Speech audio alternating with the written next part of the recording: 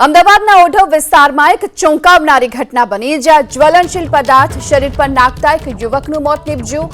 ચંદુ રાવલ નામના શખ્સે ઝેરી કેમિકલ જેવો પદાર્થ ફેંક્યાનો આરોપ છે।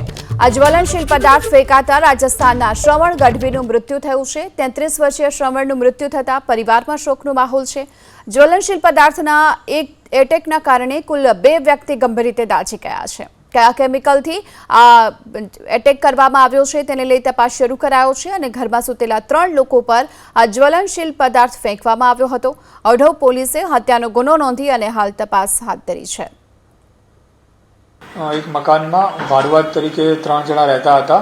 એ લોકો નાઇટમાં જ્યારે ત્યાં આગળ સૂતેલા હતા ત્યારે તેમાંથી એક જે મરણ જનાર છે શ્રવણદાન વિજયદાન ચારણ, તેની ઉપર કોઈ કેમિકલ લિક્વિડ ગરમ પોતાના શરીરે નાખતા તે દાઝી ગયેલો હતો। ત્યારબાદ ત્યાંથી તેને એ લોકો એલજી હોસ્પિટલ લઈ ગયેલા હતા અને ત્યારબાદ ત્યાંથી તેને ઝાયડસમાં લઈ ગયેલા હતા।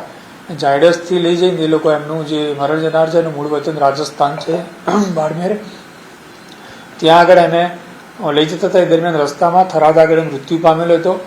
મકાનમાં જ્યાં આગળ 3 રૂમ હતી એમાંથી એક રૂમમાં જે શિવોરા ચંદુભાઈ રહેતા હતા તેમનું સસ્પેક્ટ છે ને તેની કાર્યવાહી ચાલુ છે।